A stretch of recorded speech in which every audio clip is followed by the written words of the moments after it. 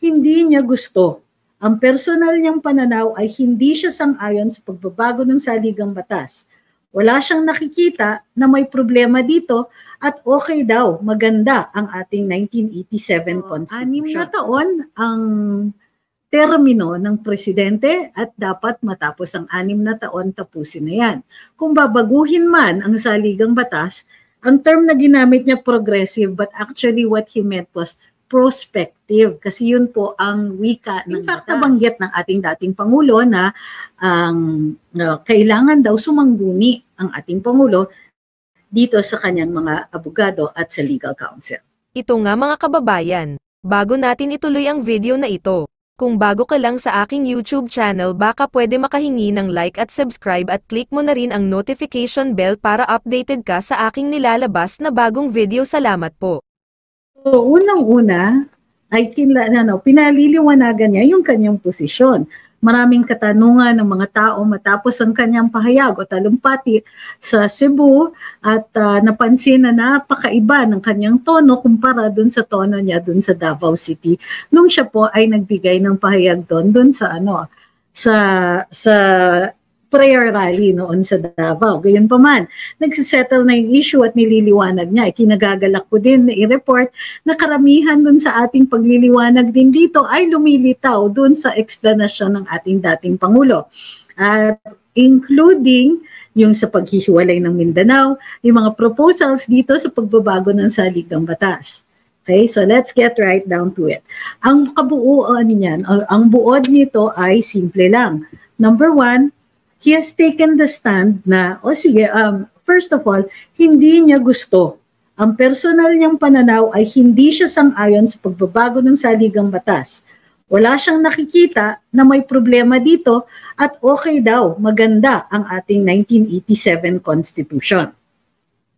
Mahalaga ito. Ayaw na ayaw niya, do not tinker with the Constitution. Gayunpaman, alam niya na bahagi din ng ating saligang batas ang pagbabago nito. So, sticking to the Constitution, okay rin daw lang sa kanya ang pagbabago nito. Ngunit, ang pinakaayaw at pinagbabawal ng saligang batas ay kapag ang mga tao ay magbe-benefit dito, lalong-lalo na pag in-extend ang term. Sinabi ng Pangulo, ang mga opisyalis nito ay inelect for a particular term and that they should stick to that. Echo ito dun sa sinabi niya sa Cebu. In fact, sinabi niya uli ay kung saan ka na inabutan ng tadhana, dun ka na lang. So, 6 na taon ang termino ng presidente at dapat matapos ang 6 na taon tapusin na yan. Kung babaguhin man ang saligang batas, ang term na ginamit niya progressive but actually what he meant was prospective kasi yun po ang wika ng batas. Ang pagbabago ng mga batas, maging ordinaryong batas o patakaran, kailangan, lalong-lalo na ang saligang batas, kailangan prospective, mag-a-apply in the future. Hindi yan mag-a-apply immediately para doon sa mga nakaupo. Tila yata may alam ang ating Pangulo dahil very insistent siya dito. Kailangan progressive or rather what he meant was prospective. Okay. In fact, in-explain niya, bakit ganun? Bakit dapat prospective? Ang sabi niya, kapag ikaw ay nakaupo sa posisyon, lalong-lalo na kung ikaw ay isang Pangulo, napaka-powerful mo, makapangyarihan ka. At kung ano man ang panigan mo, yun ang usually mananalo. In fact, sinabi niya, ang BO-BO mo naman, kung matatalo ka pa, doon sa pinapanigan mo sa isang referendum. And therefore, sabi niya dapat hindi nakikialam ang Pangulo dyan. And in fact, ayaw na ayaw din niya yung pag-introduce ng foreign na konsepto. Okay.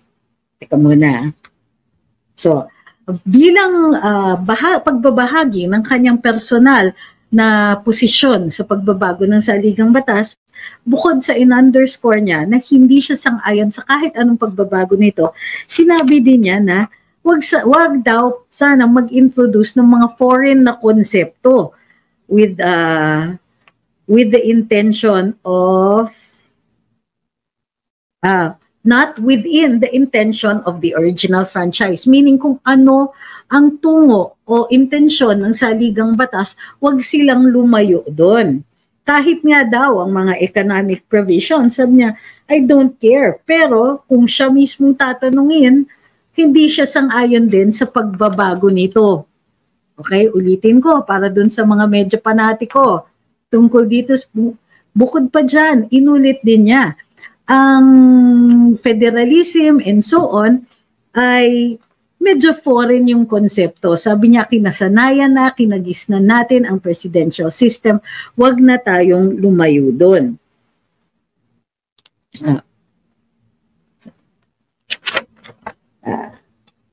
This is not, sabi nga niya, the time to make changes. The Constitution is good.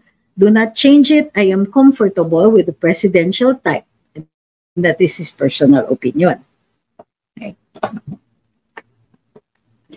Okay, check ko nga.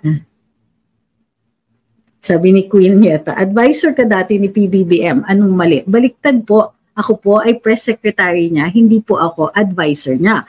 Although dinadala ko sa kanya ang mga naririnig namin o yung mga emergent communications o emergent issues ng taong bayan sa kanya. Hindi po ako nag-aabiso sa ating Pangulo, lalong-lalo na on constitutional matters. Mayroon po siyang legal counsel. Ang Presidential Legal Counsel ay none other than Secretary Juan Ponce Enrile. Hanggang ngayon po, siya din po ang Presidential Legal Counsel.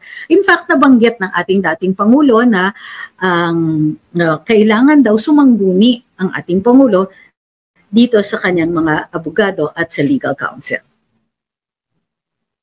Sinong nakakamiss kay Harry at sinong Harry yan? I'm assuming that's my Harry the Dachshund. Tulog na po. It's after 10 o'clock. Ang gising na gising si Sir Berus. Siya po yung gising na gising sa ngayon. Okay?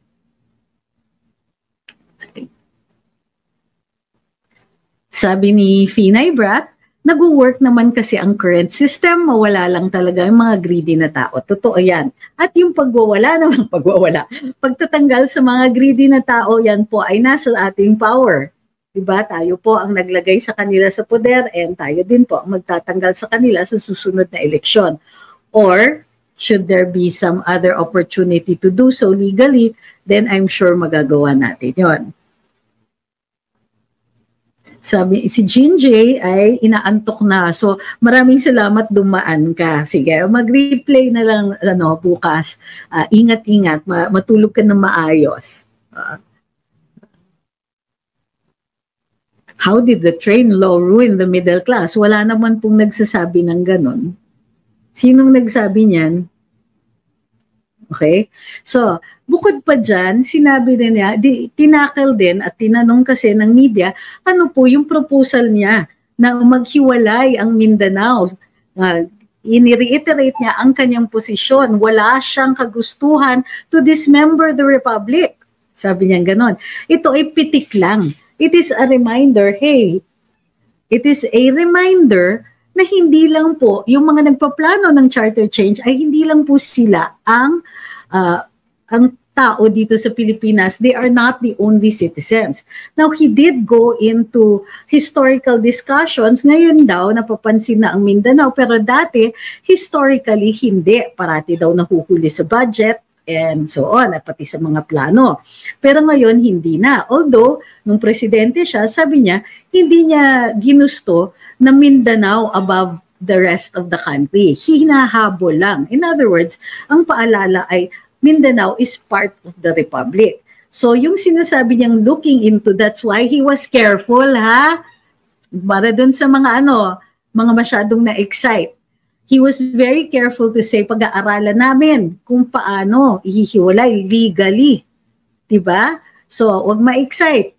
Kasi ang explanation niya ngayon is, kailangan i-remind kasi ang mga taong nasa poder, the people who are in power, na hindi lang po sila ang taong bayan at ang kanilang pamumuno ay hindi lang para sa benepisyo ng mga kaibigan nila, kundi para sa buong bansa. At kasama din po yan ang Mindanao. Okay?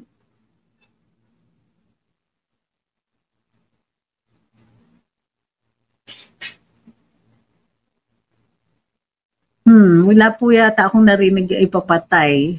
Okay, at saka bawal yun ulit-ulitin ko dito.